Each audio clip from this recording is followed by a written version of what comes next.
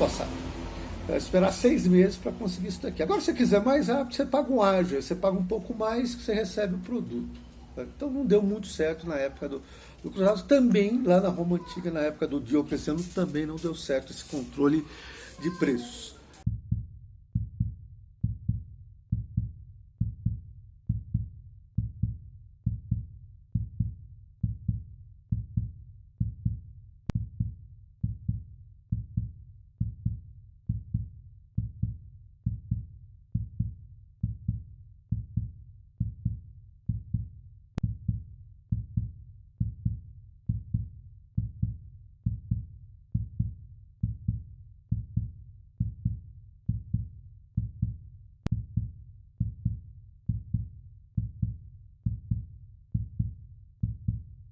Por fim, o outro imperador que vai ter uma presença importante nesse processo aí, já no finalzinho, por volta de 390, finalzinho do século IV, 390 depois de Cristo, aí, por aí, foi o imperador Teodósio.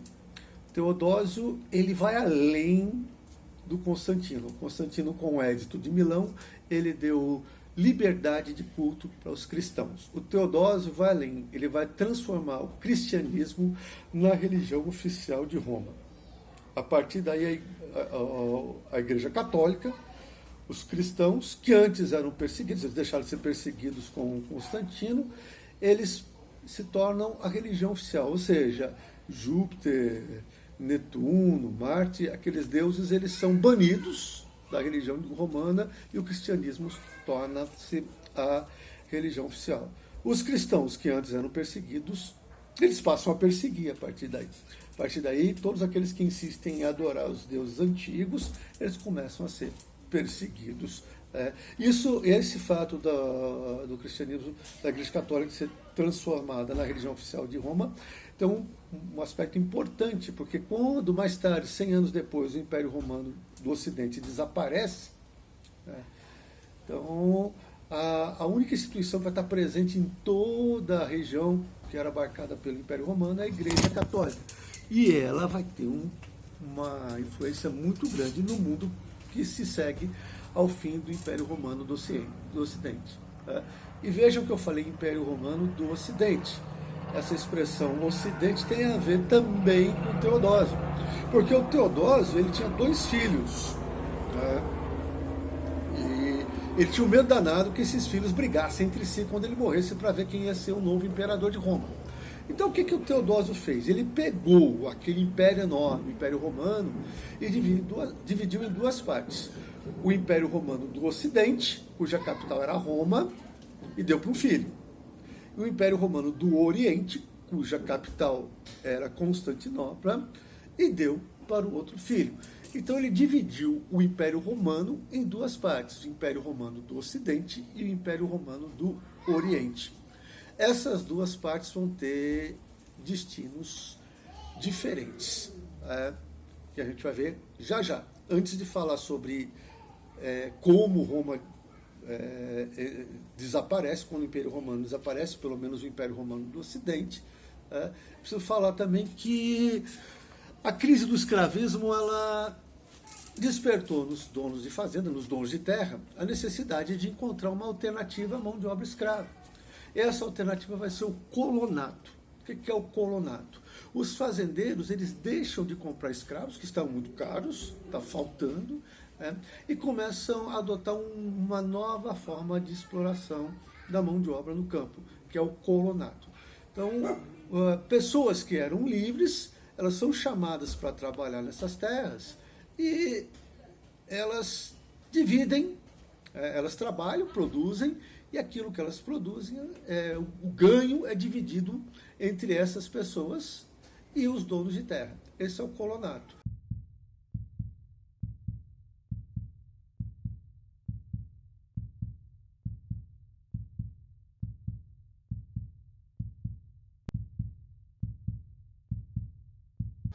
Então as pessoas não são mais escravas. Em algumas regiões as pessoas não são mais escravas, elas se tornam colonos.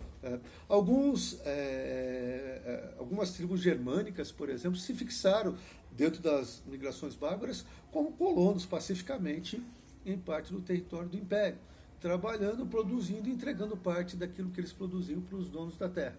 Foi uma maneira de tentar evitar os efeitos ruins para a produção da crise do escravismo. E isso vai ter um impacto na sociedade que se segue ao Império Romano. Mas para frente, quando a gente falar dos servos feudais, qual é a origem dos servos feudais? A origem dos servos feudais vai ser nesses camponeses que não são mais escravos, num determinado momento eles são livres, e trabalham entregando para o dono da terra parte daquilo que eles produzem. Essa vai ser a origem dos servos medievais. Mas como a pessoa tinha liberdade, ela podia sair da terra quando ela bem entendesse.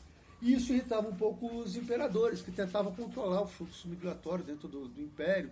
Então, se tinha um problema climático numa região, as pessoas abandonavam as terras e iam para cidades, lotavam cidades, e isso gerava problemas. Então, tentando evitar essa migração das pessoas das cidades, do campo para a cidade, alguns imperadores foram fazendo leis que tornavam essa migração proibida. Então as pessoas não eram escravas, mas elas também não podiam sair das terras onde elas viviam, por determinação do Império Romano. Quando o Império Romano desaparece, esse costume se mantém na sociedade, aí, originando o sistema de exploração no feudalismo chamado de sistema de exploração servil. Mas isso é um assunto que nós vamos ver depois. Então, voltando ao Teodósio, ele havia dividido o Império em duas partes, Império Romano do Ocidente e Império Romano do Oriente, cada parte ficou com o filho dele, cada parte seguiu destinos diferentes. A partir daí, a administração do Império se separou. O que aconteceu? Com o tempo, o Império Romano do Oriente ele vai se manter por mais 1000 anos. Ele só vai terminar em 1453. E esse vai ser o nosso próximo assunto. A gente vai estudar o Império Bizantino, que é outro nome que recebeu o Império Romano do Oriente.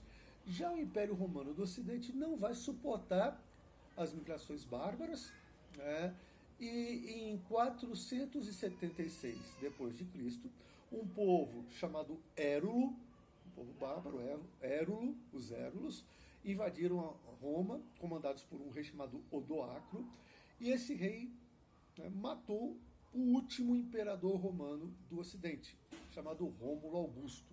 A partir da morte do Rômulo Augusto, ninguém teve força para se impor como imperador, o exército romano se desestruturou, certo?